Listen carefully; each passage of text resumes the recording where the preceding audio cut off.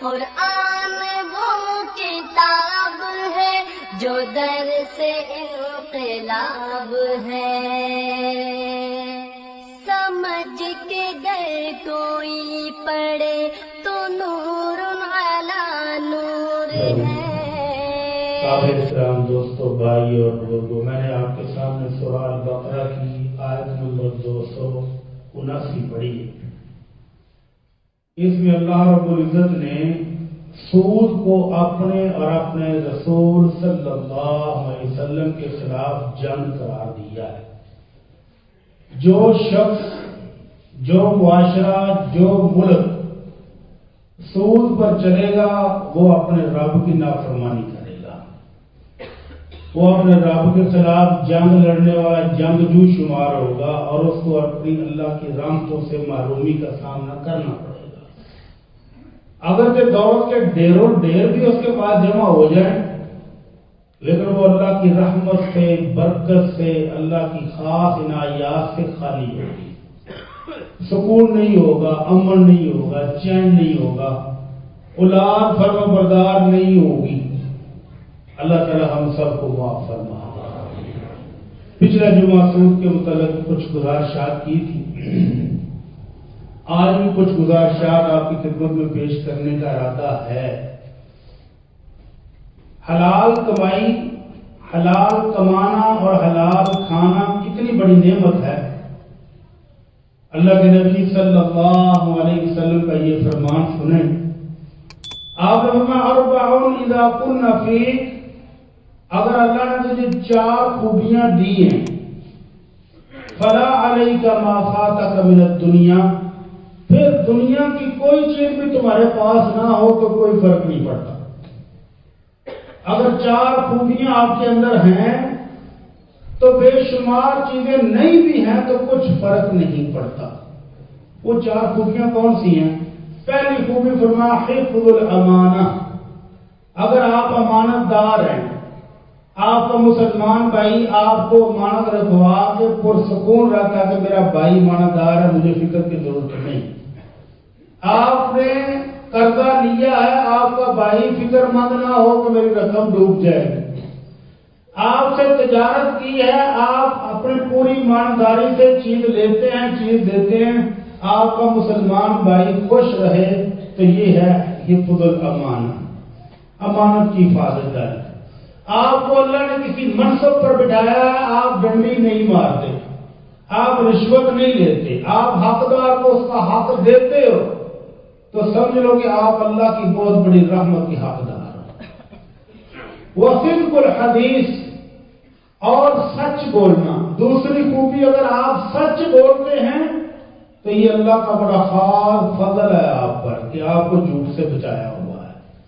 بہت کم لوگ ہیں جن کو سچ کی توفیق ملتی ہے، وگرنہ تو وہ کہتے ہیں یار بس کنوں ہی ہاتھ لاؤ، اس بندے کو تو اللہ ہی بچائے، اے لگا ہوں نا جڑا توبہ توبہ توبہ، کنوں ہاتھ لا کے توبہ توبہ لوگ کرتے ہیں۔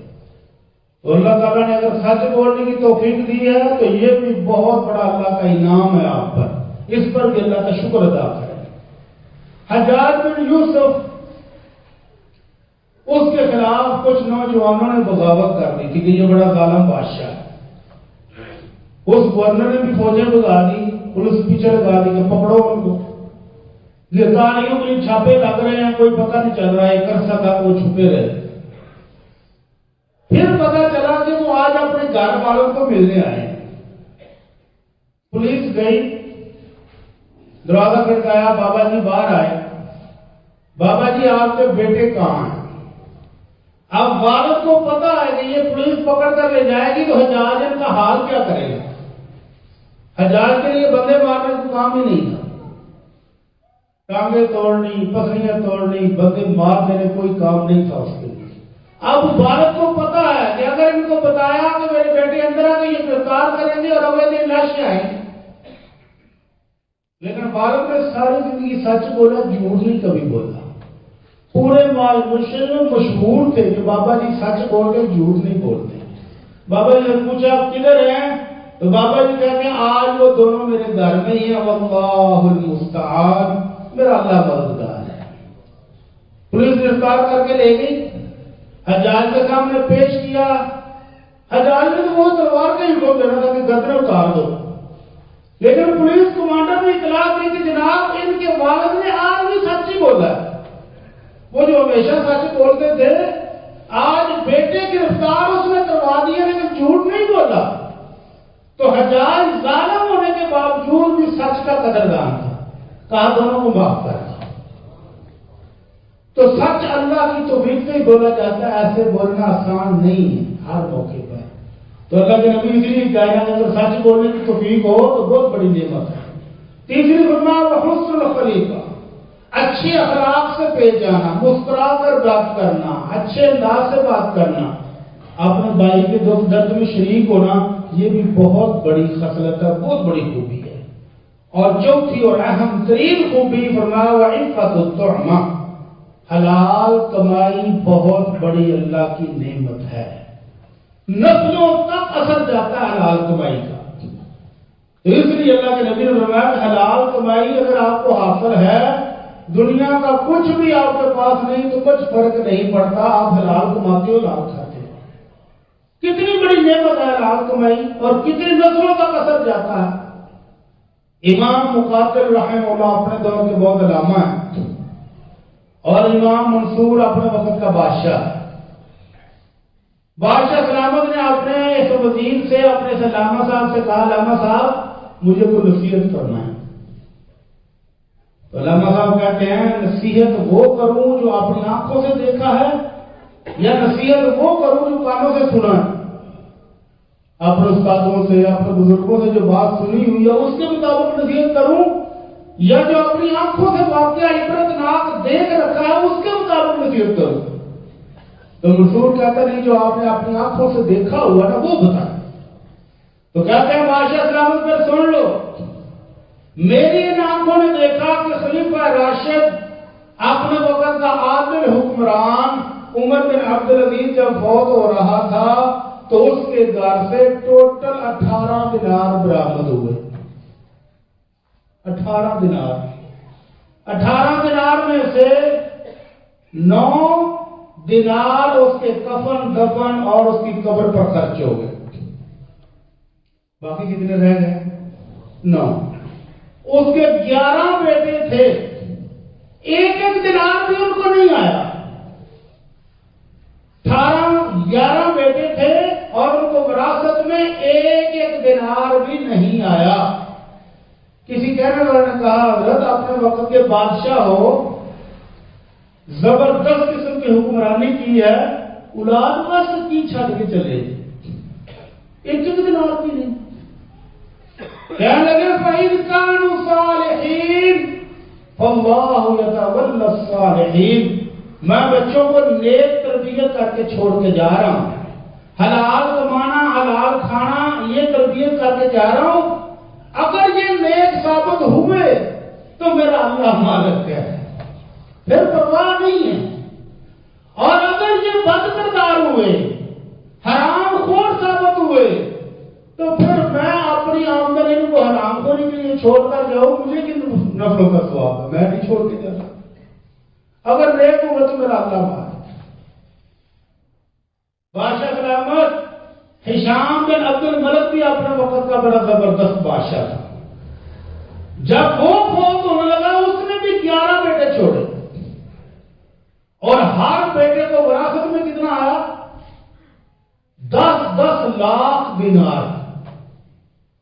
10 لاکھ دینار، دینار سونے کا ہوتا تھا، 10 لاکھ منوں کے حساب سے سونا ہوگا۔ ایک بیٹے کو 10 لاکھ چھوڑ کر گیا۔ نصیحت کیا ہے؟ امام مقاتل کہتے ہیں میں نے دونوں کی اولاد کو دیکھا، ایک وہ جو حلال کما کے حلال کھلا کے حلال پر پرورش کر کے گیا ہے اور چھوڑ کے ایک دینار گیا ہے، میں نے دیکھا کہ اس کے بیٹے ایک وقت میں 100 گھوڑے بازار سے خرید کر اللہ کی راہ میں وقف کر رہے تھے۔ مجاہدین کی چندے کی پیل ہوتی ہے، عمر بن عبدالعزیز کا بیٹا اٹھتا کہتا 100 گھوڑے میری طرف سے، 100 اونٹ میری طرف سے، اور ہشام بن عبد الملک جس نے حرام خوری سے دولت جمع کی اور حرام پر تربیت کر کے گیا اور 10-10 لاکھ ایک بچے کے لیے چھوڑ کر گیا، ان کے بیٹوں کو میں نے مسجد کے بعد ہاتھ کر کے مانگتے ہوئے دیکھا ہے۔ نصیحت کافی ہے کہ نہیں؟ حلال میں اتنی برکت ہے جو نسلوں تک اثر کر جاتی ہے، اور حرام میں بھی اتنی بے برکتی ہے کہ نسلوں تک برباد کر دیتی ہے۔ اس لیے اللہ سے دعا کیا کر کے اللہ حلال کمانے کی اور حلال کھانے کی توفیق عطا فرما۔ پچھلے جمعے میں نے عرض کیا تھا اللہ کے نبی صلی اللہ علیہ وسلم کا یہ فرمان، لَيَأْتِيَنَّ عَلَى النَّاسِ زَمَانٌ، لوگوں پر ایک وقت آنے والا، لَا يَبْقَى أَحَدٌ إِلَّا أَكَلَ الرِّبَا، کوئی بندہ بچے گا نہیں، سب سود کھائیں گے۔ جس نے نہیں کھایا اصابہ غبارہ، سود کا گرد و غبار اس کے گھر تک بھی پہنچ جائے گا۔ سود حرام ہے، ایک درہم بھی، میں نے پچھلے جمعے میں کیا تھا، ایک درہم بھی حرام ہے، 1 روپیہ بھی حرام ہے۔ اور حالت کیا ہوگی؟ کل قیامت کو لا يقوم الا كما يقوم الذي يتخبطه الشيطان من المس، حرام خور بڑی مجلس میں اللہ کے دربار میں سیدھا کھڑا بھی نہیں ہو سکے گا، مرغی کے مریضوں کی طرح غش کھا کھا کر گرے گا، لوگ دور سے پہچان جائیں گے یہ سود خور ہے۔ اس ذلت اور رسوائی سے بچنے کے لیے اللہ سے توبہ کی ضرورت ہے۔ اللہ ہم سب کو معاف فرما دے۔ سود حلال اور حرام کے درمیان ہر چیز اللہ نے واضح کر دی ہے۔ اللہ کے نبی صلی اللہ علیہ وسلم فرماتے ہیں ان الحلال بین والحرام بین، حلال بھی واضح ہے، حرام بھی واضح ہے، پتہ سب کو ہے۔ اس کے باوجود چھلانگے مار مار کر اگر وہ حرام کماتا ہے تو پھر اس کی مرضی ہے۔ اللہ ہم سب کو حلال کمانے کی توفیق عطا فرمائے۔ ما احد اکثر من الربا الا كان عاقبۃ امره الى قلہ، اللہ کے نبی صلی اللہ علیہ وسلم فرماتے ہیں جس نے جتنا بھی سود کما لیا، جتنا بھی سود کا مال جمع کر لیا، اس کا انجام قلت ہے، کم ہو جائے گا، ختم ہو جائے گا، تباہ ہو جائے گا۔ سود حرام کا مال اصل حلال مال کو بھی تباہ کر دیتا ہے۔ اس لیے اللہ سے توبہ کرنی چاہیے، چپکے چپکے سے اندر ہی اندر بیٹھے بیٹھے اللہ سے معافی مانگ لیتے، اللہ غلطی اگر ہو گئی تھی تو یا اللہ اپنی رحمت سے معاف کر دے، آئندہ کے لیے میں یہ نہیں کروں گا۔ تو اللہ کہتے ہیں جو توبہ کر لے اس کے لیے اصل مال اپنا وصول کرنا جائز ہے۔ لا تظلمون ولا تظلمون، نہ تم کسی پر ظلم کرو اور نہ تم پر ظلم کیا جائے گا۔ اپنی اصل رقم وصول کر لو اور سود کی رقم جہاں ہے جتنی ہے چھوڑ دو، لاکھوں کروڑوں بھی ہو تو چھوڑ دو، نہ وصول کرو، دفع کرو، مگرو لاؤ۔ اور اگر وہ حرام کی کمائی کے منہ میں پانی آ گئی اور اتنے کروڑ چھٹ دی گی، بڑی گا کیا، وہ حرام گھر میں لاؤ گے تو اصل برکت والا مال بھی اڑ جائے گا۔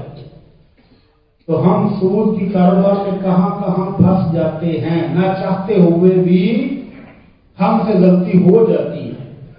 وہ ہمارے ہی مسلمان بھائی ہیں جو یہ سارے کاروبار کر رہے ہیں، وہ ہم ہی سے ہیں، ہمارے اپنے ہیں، ہمارے اپنے علاقے کے ہیں، ہمارے اپنے مسلمان بھائی ہیں جو یہ ساری حرکتیں کرتے ہیں۔ کون کون سی آج ان کی شکلیں میں بتانے لگوں۔ نمبر 1، غریب آدمی قرض لینے آتا ہے، ایک رشتہ دار کا دروازہ کھٹکھٹاتا ہے، کوئی اس کو قرض نہیں دیتا۔ وہ کہتا ہے 10, 15, 20 ہزار مجھے ضرورت ہے، میں نے اپنی بیوی کا علاج کرانا ہے، اپنا علاج کرانا ہے، کوئی نہیں دے گا۔ وہ کہتا ہے مجھے چھوٹی سی ریڑھی لگوا دو، میں محنت کر کے کما لوں گا، کوئی نہیں دے گا۔ اور اگر وہی کہے کہ میں تجھے 10 ہزار دے دے 15 واپس کرا گا تو 10 سیٹ جب وہ پاس مارنے لگ جاتے میں دے دوں، ادھر آ میں دے دوں، اور تو پہلا 10 نہ بھی میں دے دوں۔ یہ سود ہے۔ اس غریب آدمی سے 1 روپیہ بھی زائد وصول کرے تو یہ سود ہے اور حرام ہے، اس سے توبہ کی ضرورت ہے۔ المسلم اخو المسلم، اللہ کے نبی نے کہا تھا کہ مسلمان مسلمان کا بھائی ہے، اور مسلمان بھائی کو بے یار و مددگار نہیں چھوڑتا، ضرورت کے وقت اس کو کمر دکھا کے بھاگتا نہیں ہے، اس کا ہاتھ تھام کے اس کو اٹھاتا ہے، گرے ہوئے کو لتاڑتا نہیں ہے، مظلوم پر مزید ظلم نہیں کرتا۔ مسلمان مسلمان کا بھائی قرار دیا، کس لیے؟ ایک دوسرے کے دکھ درد میں شریک ہو جاؤ، ایک دوسرے کے مددگار بن جاؤ۔ فرمایا من نفس عن مسلم قربتا نفس اللہ عنہ قربتا من قربات یوم القیامہ، جو کسی مسلمان بھائی کی تکلیف دور کرے، تنگی دور کر دے، مشکل آسان کر دے، کل قیامت کو اللہ اس کے دکھ دور کر دے گا۔ اور اللہ کے نبی صلی اللہ علیہ وسلم نے فرمایا تھا حب الاعمال الی اللہ، اللہ کو سب سے زیادہ محبوب عمل وہ ہے سرور تدخلوا علی مسلم، مسلمان بھائی کا غم دور کر کے اس کو خوش کر دو، اس کی تنگی دور کر دو، اس کی مشکل آسان کر دو، یہ عمل اللہ کو سب سے زیادہ محبوب ہے۔ تو جو کبھی مسلمان بھائی بیچارہ غمزدہ ہے، کوئی تکلیف میں ہے، کوئی پریشان ہے، کاروبار نقصان ہو ہی کیا ہے، تو اس کو سارے مل کے اٹھا دو، اس کی مدد کر دو، وہ کمانے کے قابل ہو جائے، وہ تمہاری طرح زکات دینے والوں میں شامل ہو جائے، نہ کہ اس کا خون نچوڑو۔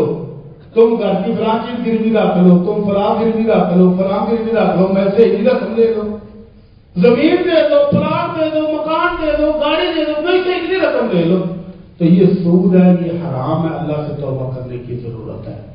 دوسری چیز قسطوں پر سود، قسطوں کے کاروبار جائز اور حلال ہے، سن لیں اچھی طرح۔ بہت سارے علماء کرام قسطوں کے کاروبار کو حرام قرار دیتے ہیں سود کی وجہ سے ہی، لیکن اللہ کے نبی صلی اللہ علیہ وسلم کے دور میں ایک چیز کی دو قیمتیں ہوتی تھیں، خرید و فروخت صحابہ کرتے تھے، لیکن کب؟ جب دو میں سے ایک کی قیمت فکس کر لے۔ دکاندار کہتا ہے کہ نقد میں یہ 100 روپے کی ہے، ادھار میں 150 کی دوں گا۔ اب خریدار فکس کر لے کہ ٹھیک ہے کہ مجھے 150 میں دے دو اور میں پیسے آپ کو 6 ماہ میں دوں گا، تھوڑے تھوڑے کر کے فکس کر کے لے جائے تو جائز اور حلال ہے۔ اور اگر کہے کہ ٹھیک ہے جی، چیز اٹھائی اور لے گیا، نہ دکاندار کو پتا ہے کہ کس میں کیا ہے، نقد میں کہ ادھار میں۔ دکاندار انتظار کر رہا ہے تمہیں پیسے لے کے آؤں گا، وہ نہیں آیا، کل بھی نہیں آیا، پرسوں بھی نہیں آیا، ہفتہ 10 دن گزر گیا، یہ ادھار پہ لے کے گیا ہوگا۔ مہینے بعد وہ آتا کہتا لو جی 100 روپیہ تھوڑا، کہتا بھائی مہینہ ہو گیا ہے، میں تو سمجھا تھا کہ تو ادھار لے کر گیا ہے، 150 کی ہے، کہتا نہیں میں 100 میں لے کے گیا۔ لڑائی اور جھگڑا، اس لیے یہ چیز حرام ہے کہ جب فکس نہ کرے، جس قیمت پر وہ چیز اٹھا رہا ہے وہ بتا کرنا چاہے تو حرام ہے۔ اور اگر دکاندار کہے کہ تمہاری قسط لیٹ ہو گئی ہے، آپ 160 لوں گا، دوسری قسط میں لیٹ ہو گئی 170 لوں گا، تو یہ جو اضافہ کر رہا ہے یہ سود ہے، پھر حرام ہو جائے گا۔ قسطوں کا کاروبار اگر بتا کر فکس کر کے لے جائے اور جتنی رقم طے ہوئی تھی اتنی ہی وہ وصول کرے تو جائز اور حلال ہے، اور اگر اس سے زائد جرمانہ کرے یا وہ طے نہ کر کے جائے تو پھر حرام ہے، پھر جائز نہیں ہے۔ تیسرا مسئلہ مکان گروی۔ سبحان اللہ، غریب آدمی ساری زندگی کی جمع پونجی لگا کر مکان بناتا ہے، 2.5 مرلے کا، 2 مرلے کا، 3 مرلے کا، 40-50 لاکھ کا مکان ہے، اور وہی مسئلہ کہ اس کو ضرورت ہے بیٹی کی شادی کرنی ہے، اس کو 5 سے 7 لاکھ چاہیے۔ وہ کہتا ہے کہ میں بیٹی کی شادی کر کے فارغ ہو جاؤں، کوئی رشتہ دار اس کے قریب بھی نہیں جاتا، کوئی رشتہ دار اس کے ساتھ نہیں کھڑا ہوتا، لیکن جس دن وہ کسی پراپرٹی والے میں جا کر کہتا کہ یار یہ میرا مکان میں نے گروی پر دینا ہے، تو علاقے کا 100 سود خور اس مکان کو گروی پر لینے کے لیے تیار ہے۔ کیوں تیار ہے؟ یہ مکان 50 لاکھ کا ہے، دینا 10 لاکھ ہے، اور اس کے بعد اسی مکان کو کرائے پر چڑھائیں گے تو 15-20 ہزار کرایہ مہینے کا آئے گا۔ تو یہ بالکل ویسا ہی ہے کہ جیسے بینک میں رکھو اور بیٹھ کر سود کھاؤ۔ یہ جو 20 ہزار کا کرایہ لے رہا ہے اس مکان کا، یہ سود ہی ہے، یہ حرام ہے، یہ نہ لے۔ گروی میں بطور ضمانت جو چیز دی جاتی ہے اس سے فائدہ اٹھا نہیں سکتا۔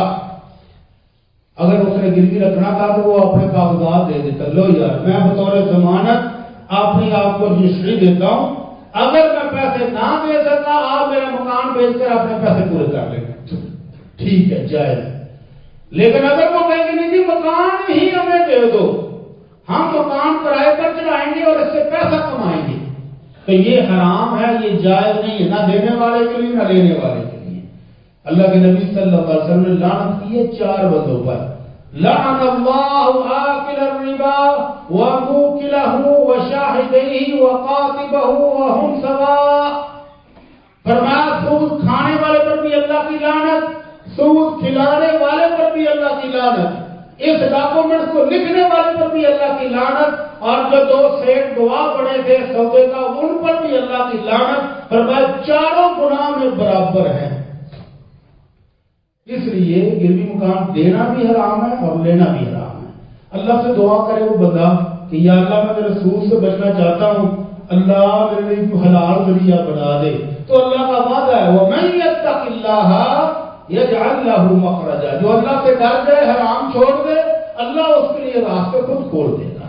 وَيَرْزُقْهُ مِنْ حَيْثُ لَا يَحْتَسِبُ، اور اللہ رزق وہاں سے دے گا جہاں اس کی سوچ بھی نہیں جاتی۔ تو حرام کو چھوڑ دیں، حلال کریں، حلال کمائیں، حلال کھائیں۔ چوتھی چیز سیونگ اکاؤنٹ۔ بندہ ریٹائرڈ ہوتا ہے بینک سے، جو گورنمنٹ پیسے دیتی ہے وہ اپنے سیونگ اکاؤنٹ میں جمع کرا دیتے۔ لو جی ماشاءاللہ جی بینک جو ہے ماہانہ کچن کا خرچہ دے دیتا ہے، ماشاءاللہ۔ وہ کچن کا خرچہ جو بینک سے وصول کر رہے ہیں وہ حرام ہے، سود ہے۔ اس رقم سے آپ اپنے لیے بزنس کریں، چھوٹے سے چھوٹا بزنس کریں۔ کوئی 2-4 غریب آدمی آپ کے بزنس سے متعلق ہوں گے، ان کے گھر کا کچن بھی چلے گا، آپ کا بھی چلے گا۔ اور اگر آپ نے بینک میں فکس کرا دیے سیونگ اکاؤنٹ میں اور وہاں سے سود آ رہا ہے اور کہتے بڑے خوش ہیں جی گھر بیٹھے نہیں کچن کا خرچہ آ جاتا ہے، تو سمجھ لیں کہ آپ سود کھا رہے ہیں اور جہنم کا ایندھن بن رہے ہیں۔ اللہ تعالی ہم سب کو محفوظ فرمائے۔ 5واں فکسڈ اکاؤنٹ، فکسڈ ڈپازٹ، قومی بچت سکیمیں جتنی بھی ہیں سب کی سب حرام کو، کوئی ایک بھی حلال کا نہیں کام کرتا۔ آپ کو سبق بات دکھاتے ہیں، ہم جی آپ کا پیسہ فلاں بزنس میں لگا رہے ہیں، ہم فلاں کاروبار کر رہے ہیں، وہاں سے جو منافع آتا ہے اس منافع میں سے آپ کو دیتے ہیں۔ ٹوٹلی جھوٹ، کوئی کسی کاروبار میں نہیں لگاتا۔ آپ سے سود وصول کرتے ہیں، آپ سے سود لے کر دوسرے سود کو کھاتوں کو دیتے ہیں، ان سے وصول کر کے آپ کو پرافٹ دیتے ہیں، یہی کاروبار ہے۔ اس لیے بچت سکیم کوئی بھی ہو، جیسی بھی ہو، وہ ساری کی ساری اسی سود پر چلتی ہے۔ ان بچت سکیموں سے بچیں، خود کاروبار کریں، چھوٹے سے چھوٹا، کتنا چھوٹا کر سکتے ہیں، کتنا چھوٹے سے چھوٹا کاروبار۔ لاہور کی ایک مثال میں دیا کرتا ہوں اکثر، ایک غریب آدمی کو اس کے دوست نے ردی اخبار 2 کلو خرید کے دیا، کہتے یار میرے پاس کاروبار کوئی نہیں ہے، تو تیری یہ بچیاں ہیں تو گھر میں بیٹھ کر ان کے لفافے بنا کے دکانوں پر بیچ لے۔ آٹے کی لیوی بنائی اور ان اخباری کاغذوں سے اس نے لفافے بنائے اور دکانوں پر بیچ کے وہ کہتا اس روز شام کو ہم نے عزت کی روٹی کھائی۔ لفافے بیچ کے اتنا حوصلہ بڑھا کہ یار روٹی تو لفافوں سے بھی مل سکتی ہے۔ گھر بیٹھے ماں باپ بیٹیاں مل کے لفافے بناتے تھے، اور آج وہ لاہور کی بہترین پیکج کمپنی بن چکی ہے، ڈبے بنا کر دیتے ہیں مختلف کمپنیوں، زبردست کاروبار چل چکا ہے۔ تو چھوٹے سے چھوٹا کاروبار کریں اور بچت سکیموں سے بچ جائیں، نہ حرام کھائیں نہ کسی کو کھلائیں۔ 6واں کام انشورنس والے آ جاتے ہیں، یہاں بھی آئے تھے انشورنس والے، تکافل والے۔ ایسے بچے آپ کے چھوٹے ہیں، خدا نخواستہ اگر آپ کو یہ ہو جائے، خدا نخواستہ آپ کا ایکسیڈنٹ ہو جائے، خدا نخواستہ آپ مر جائے، اس سال مارتی تو مارتی ہے چنگا میرا خیر پائی جڑا ایکسیڈنٹ کرانا ہے، ہڈیاں توڑتا ہے یا مارتا ہے۔ ایسے بچے چھوٹے چھوٹے ہیں تو ان کی کفالت کون کرے گا؟ اگر ہم مسلمان ہو جائیں تو مسلمان بچوں کی کفالت کا مسئلہ ہی کوئی نہیں ہے۔ اللہ کے نبی صلی اللہ علیہ وسلم کا دین کفالت خود کرتا ہے، الساعی علی الارملۃ والمسکین کالمجاہد فی سبیل اللہ۔ آمنہ کے لال صلی اللہ علیہ وسلم کا دین تو کہتا ہے کہ جو میری امت کے مسکین بچوں اور بیواؤں پر خرچ کرے وہ تو اللہ کی راہ میں جہاد کرنے والے مجاہد جیسا ہے۔ بچوں کا مسئلہ ہی کوئی نہیں، اس لیے پریشان نہ۔ پھر کہتا ہے جی آپ نے کل کو بچوں کی تعلیمی اخراجات بڑھے، آپ کے پاس بچت تو ہونی چاہیے نا، انشورنس کرا لیں. آپ کے بچوں کو ہم اتنے لاکھ میں تعلیم دلوائیں گے. آپ کے بوڑھے والدین بیمار ہو جائے تو ان کو ہاسپٹل میں اتنے لاکھ کی ہم سہولت دیں گے. آپ نے کل کو بچوں کی شادیاں کرنی ہے، آپ کے پاس پیسے نہیں ہوگا، اتنے لاکھ کی انشورنس کروا لیں ہم سے. آپ کی گاڑی ماشاءاللہ بڑی مہنگی ہے تو کار ایکسیڈنٹ بھی ہو سکتا ہے، اس کی بھی انشورنس کروا لیں. جتنی انشورنس جتنی تکافل ہے سب کی سب جوے اور سود پر مشتمل ہے. اسی مسجد میں ادھر ہی آئے تھے میرے پاس انشورنس والے، اسلامی قطر تکافل والے. جی حاجی صاحب ہم نے تو مدینہ یونیورسٹی سے فتوا بھی لیا ہوا ہے، حلال ہے. میں نے کہا مدینہ یونیورسٹی؟ کون سی مدینہ یونیورسٹی؟ لائیں مجھے فتوا دکھائیں. فتوا لینے گیا تھا وہ اور کئی سال واپس نہیں آیا. پھر پچھلے سال آیا واپس کئی سالوں کے بعد. یہ اسلامی قطر تکافل والے کئی سالوں کے بعد پھر پچھلے سال آ گئے ڈاکومنٹ لے کے کافی سارے. لو جی پٹی صاحب تھی یہ پڑھ لو تسلی نال تے ساڈا بس چلان کر دو. میں آپ بندے میرے پارٹنر بنایا. میں نے وہ کیا جی صاحب رحمہ اللہ بزرگ ہمارے فوت ہو گئے، اللہ تعالیٰ رحمت فرمائے، اللہ تعالیٰ ان کی بخشش فرمائے. وہ ہائی کورٹ کے وکیل تھے، میں نے ان کو پکڑایا ڈاکومنٹ. میں اللہ جی تہاڈا کیس پڑھ کے مینوں دسو بھی یہ کی آندے نے. یہ جنیاں شکایات لکھیاں میرے کو تو پاپڑیاں بھی نہیں جانیاں. اگلے ہفتے آیا میں ہاں جی کی آخیا جی؟ بس انہوں نے میں سمجھاتا ہوں نہیں تھوڑے کو دے. میں کہ کی مطلب؟ اور بس انہوں نے میں گل جی نہیں ہوں میری سمجھ لو آ گئی تھوڑے کو دوبارہ نہیں آتے ہو نہیں آئے اس کو بعد نہیں آئے. تو یہ سود ہے، ٹوٹلی سود اور جوے پر مشتمل ہے. آپ 10 لاکھ کی انشورنس کروائیں گے، 20 کی کروائیں گے، 50 کی کروائیں گے. ابھی خبروں میں ہے 90 کروڑ روپیہ کی انشورنس ایک کمپنی نے کرائی ہوئی تھی، نہیں دے رہے. ان کا نقصان ہو گیا، 90 کروڑ ڈوب گیا ان کا. وہ رو رہے ہیں کہ ہم نے 90 کروڑ کی انشورنس کرائی ہوئی تھی کدھر گئی. تو 2-4 لاکھ والوں کو تو وہ گیڑے کرا کے چکر لگوا لو کے مارتے ہیں، کوئی نہیں دے گی. اس لیے بچ جائیں انشورنس سے. Number 7 credit card. بینک کہتا ہے جناب آپ کارڈ ہم سے لیں، منٹیں کرتے. میں 2-4 بار اپنے نارمل کام سے بینک پر گیا ہوں، کہتے جناب آپ ہم سے لے لیں، 5 منٹ میں نیا اکاؤنٹ کھول دیں گے، آپ کے بزنس کے لیے کر دیں گے، وہ کر دوں. میں بھائی میرے نہیں چاہیے نا.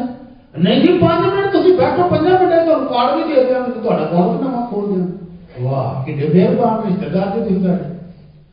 تو کریڈٹ پر وہ کہتے ہیں کہ ہم آپ 1 لاکھ کی جا کر شاپنگ کریں، پیسے ساتھ لے کر جائیں گے، گر جاتے ہیں، چوری ہو جاتے ہیں. کارڈ پر جائیں اور آپ مہینے کی 2 لاکھ کی بچت، 2 لاکھ کی آپ جا کر کریں شاپنگ اور مہینے کے بعد آپ ہم کو جمع کرا دیں. 1 روپیہ بھی سوچتا نہیں ہے. اور لینے والے بھی اچھے خاصے نمازی پرہیزگار قابو آ جاتے ہیں.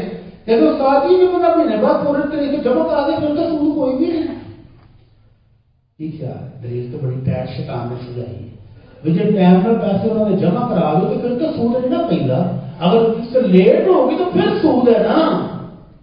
تو جناب علی جب معاہدہ آپ کا لکھا گیا اس کے اندر سود کی شک شامل ہے تو پھر یہ سود ہے، پھر یہ آپ کے لیے حرام ہو گیا پہلے دن سے. آپ کس لیٹ کریں یا نہ کریں، آپ کا کریڈٹ کارڈ جب یوز ہوگا آپ گناہ گار شمار ہوگا. اس لیے بات ہے. اسی کے ساتھ ملتا جلتا ہے ڈیبٹ کارڈ.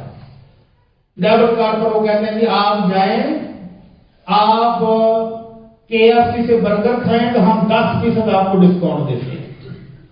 آپ چغتائی لیب سے ٹیسٹ کرائیں تو 15% ہمارے کارڈ پر آپ کو ڈسکاؤنٹ ملے. یہ کن کو لالچ ہے؟ یہ ان کو ہے جو کرنٹ اکاؤنٹ کھلواتے ہیں. وہ کہتے ہیں کہ ہم سیونگ میں سود نہیں لیں گے. وہ کہتے ہیں کرنٹ اکاؤنٹ نہیں کھلائیں لیکن کارڈ ہم سے لے لیں، ڈسکاؤنٹ پیزے پر بھی ملے گا، شوارمے پر بھی ملے گا، کپڑوں پر بھی ملے گا، دوجوں پر بھی ملے گا، ٹیسٹ پر بھی ملے گا. تو میں نے ایک بینکار کو جس نے 15 سال بینک میں ملازمت کی، میں نے کہا یار سمجھا دو تو یہ کی فارمولا ہے. کہنے لگا استاد جی سارا ہی حرام خوان کا چکر ہے. جو پیسے آپ بینک میں جمع کراتے ہیں وہ بینک رکھ تو نہیں چھوڑتا. آپ کا کرنٹ اکاؤنٹ ہے، آپ سود نہیں لیتے، آپ کی مجبوری ہے کہ آپ بینک میں جمع کرا رہے ہیں. لیکن بینک نے وہ آپ کا 5 لاکھ 10 لاکھ اٹھا کے اس کو دے دینا جو قرضہ لینے آیا. اس سے جو سود کی قسط اس نے وصول کرنی ہے اسی میں سے آپ کو ڈسکاؤنٹ ملتا ہے. کپڑوں پر، جوتوں پر، پیزے پر، شوارمے پر، دوائیوں پر، ٹیسٹوں پر. جو آپ کو ڈسکاؤنٹ ملتا ہے اسی سود کا حصہ ہوتا ہے. اس لیے ڈیبٹ کارڈ کریڈٹ کارڈ استعمال کرنا اور ان کے اوپر یہ سہولتیں لینا یہ سود ہے.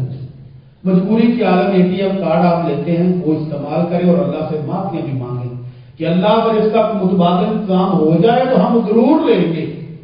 کرنٹ اکاؤنٹ کھلایا بینک میں کیونکہ گھر میں جب آ جاتے ہیں ڈاکو صاحب تو اللہ مجبوری کی عالم میں یہ کرنٹ اکاؤنٹ کھلایا ہوا اگر میرا گزارا ہو سکتا ہو تو میں اس کو بھی نہ کھلاؤں تو اللہ سے توبہ کر لیں. اس کے بعد 8واں مسئلہ یہ ہے اس میں بھی تھوڑی سی گڑبڑ ہم کر دیتے ہیں. ایک بھائی نے قرضہ لیا ہوا ہے وہ قرضہ دینا ہے سال کے بعد 2026 دسمبر کی تاریخ ہے. اب مقروض آدمی تو قسطیں جمع کر رہا ہے کہ میں نے دسمبر میں جا کر پیسے جمع کرانے یار دینے اپنے دوست کا وعدہ کیا ہوا ہے. اب دوست صاحب مارچ میں آ جاتے ہیں کہ یار عید آ گئی ہے آپ نے میرا 2 لاکھ دینا تھا تو اس کا 1.5 لاکھ دے دے 50,000 تینوں میں چھڈیا تو میں تو مارچ میں دے دے. جائز اور حلال طریقہ ہے. اگر قرضہ لینے والا 50,000 ڈسکاؤنٹ دیتا ہے اپنے پیسوں میں سے چھوڑ رہا ہے اور اس کو یہ آفر دیتا ہے کہ یار تو وقت تو تھوڑا پہلے بھی قرضہ واپس کر دے کہ چل تو تھوڑے دے دے پورے نہ دے تو جائز ہے. دلیل کیا ہے؟ اللہ کے نبی صلی اللہ علیہ وسلم اپنے گھر میں ہیں باہر 2 صحابہ کے جھگڑنے کی آواز آئی. ایک کہہ رہا تھا کہ اللہ کی قسم میں تیرے کو پیسے آج ہی لینے ہیں. دوسرا کہتا اللہ کی قسم کو نہیں ہے کہ میں کو نہیں دینے.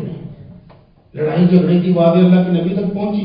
اللہ کے نبی باہر آئے کیا ہوا ہے تو بھائی کہتے ہیں اللہ کے نبی میں نے عبداللہ سے پیسے لینے ہیں بڑا عرصہ ہو گیا دے نہیں رہا. کتنے لینے ہیں؟ اتنے لینے ہیں. اللہ کے نبی نے آپ کے اشارے سے ایسا کیا عبداللہ بھائی آدھے چھوڑ دے اور تو بھائی نے ایک سی بھی نہیں کی. کہا اللہ کے نبی آپ کے حکم پر آدھے چھوڑے یہیں کھڑے کھڑے جیسے آپ نے حکم کیا آدھے معاف کیے. اللہ کے نبی نے عبداللہ سے کہا عبداللہ اٹھو اور جو آدھے رہ گئے فوری آپ ادائیگی کرو. تو یہ دلیل ہے کہ اگر مالک جس نے پیسے لینے ہیں وہ چھوڑے اپنی خوشی سے اپنی رضامندی سے تو جائز ہے. اور اگر قرض لینے والا آ جائے کہ جناب میں نے قرضہ آپ کا دینا دسمبر میں عید آ گئی لینے آفر کرائے عید آ گئی لوٹتے ہوئی نا تو پھر 1.5 لاکھ لینا وہ بھی مجبور ہے کہ عید ہے خرچے ہیں چل یار تو 1.5 ہی دے دے. یہ سود ہے یہ حرام ہے. یہ جو اس نے 6 مہینے ڈسکاؤنٹ کرا کے جو اس میں سے 50,000 روپے اس بھائی کا کھایا ہے یہ حرام ہے. اگر تم ادائیگی کرنے کے قابل ہو تو ویسے کیوں نہیں کر دیتے؟ ویسے اس کو جا کر کہو یار یہ 1.5 لاکھ تو ابھی لے لے 50,000 روپے چند ماہ بعد تو میں دے دوں گا. حلال اور جائز طریقے سے اس کے پیسے واپس کرو اچھے طریقے سے. جس طرح اس نے خیر خائی کرتے ہوئے تمہیں دیے تھے تم بھی اسی خیر خائی سے اس کو واپس کرو. تو یہ ڈسکاؤنٹ اگر یہ مانگے خود تو پھر حرام ہے اور اگر قرض دینے والا خود چھوڑ دے تو پھر حلال اور جائز ہے. 9واں مسئلہ کاروباری شراکت جس میں اکثر ہم ڈنڈی مارتے ہیں. اللہ کے نبی صلی اللہ علیہ وسلم بھی کاروبار کیا کرتے تھے. مکہ میں اللہ کے نبی صلی اللہ علیہ وسلم نے حضرت صاحب ایک صحابی ہیں ان کی بڑی تعریف کی. آپ نے فرمایا میرا پارٹنر بہترین پارٹنر تھا. میرا پارٹنر شاندار قسم کا پارٹنر تھا. اللہ کے نبی کو ملنے آئے تو آپ نے اٹھ کر کہا مرحبا بأخی و شریکی میرے پارٹنر اور میرے بھائی کو خوش آمدید جی آیا نہیں. فرمایا میرا پارٹنر ایسا تھا لا یداری ولا یماری کبھی میری بات کی مخالفت نہیں کرتا تھا اور کبھی میرے ساتھ کاروبار میں جھگڑا بھی اس نے نہیں کیا. ایسا شاندار پارٹنر. تو کاروباری پارٹنرشپ جائز ہے.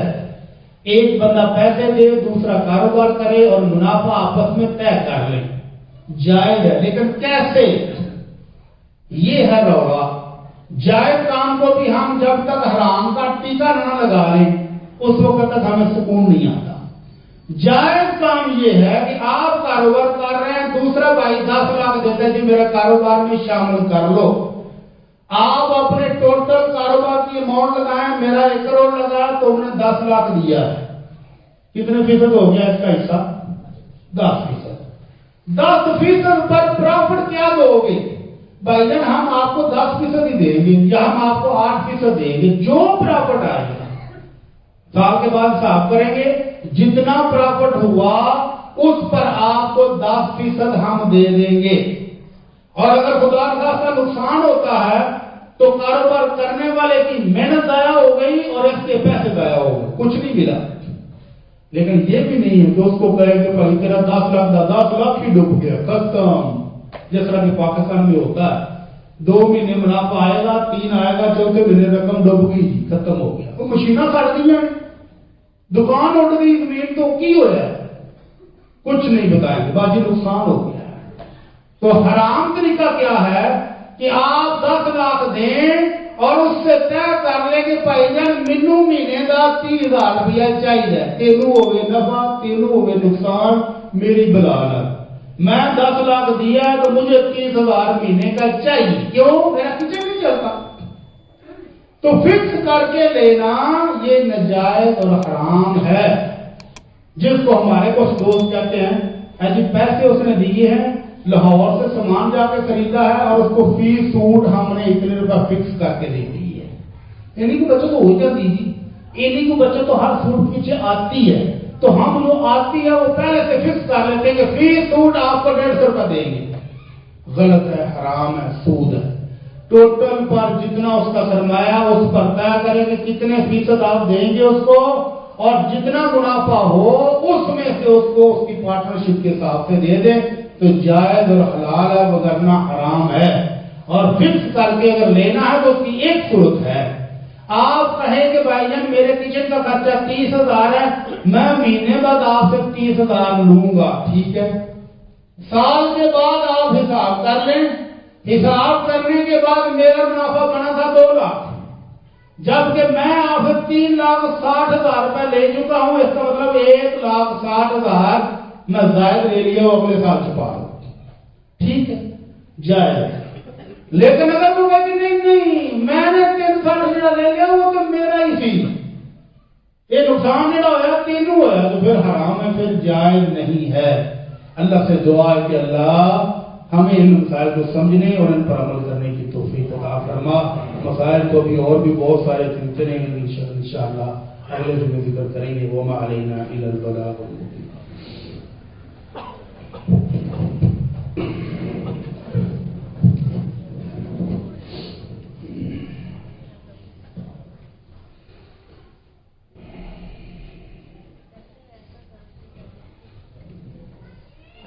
إن الحمد لله نحمده ونستعينه ونستغفره ونعوذ بالله من شرور أنفسنا ومن سيئات أعمالنا من يهده الله فلا مضل له ومن يضلل فلا هادي له وأشهد أن لا إله إلا الله وأشهد أن محمدا عبده ورسوله أما بعد أعوذ بالله من الشيطان الرجيم بسم الله الرحمن الرحيم يا أيها الذين آمنوا اتقوا الله وذروا ما بقي من الربا۔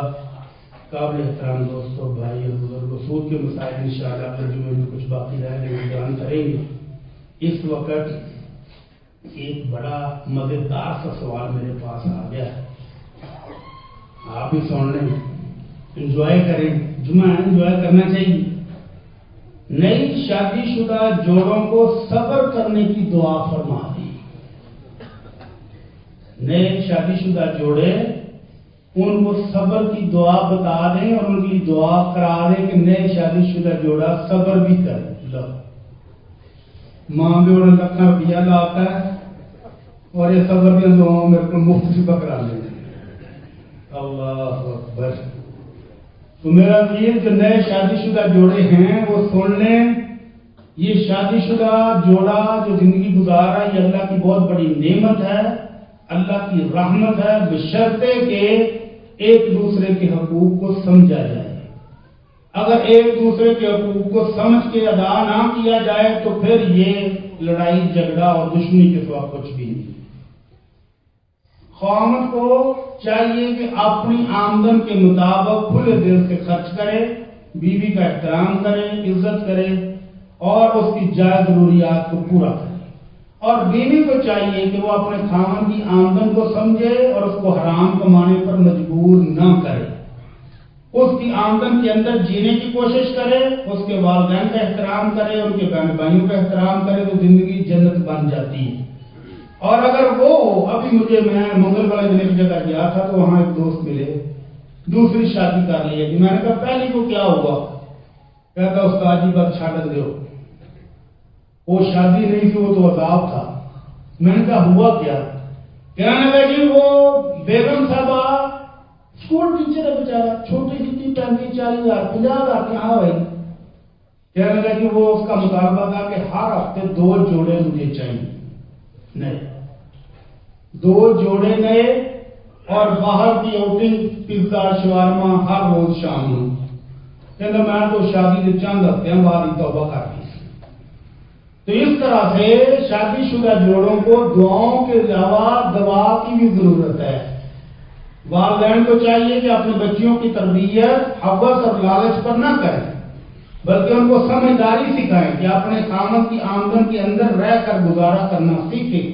اگر گزارا کرنا سیکھ جائیں تو جنت ہی جنت ہے دنیا بھی، اور اگر حوث اور لالچ اس قدر ہو جس طرح میں نے ابھی بتایا ہے تو پھر زندگی جہنم بن جاتی ہے، نہ صرف خاوند کی بلکہ بیوی کی اپنی بھی، پھر طلاقیں اور کھلے اور پھر پتہ نہیں کیا کچھ ہوتا ہے۔ اللہ تعالیٰ رحم فرما دے۔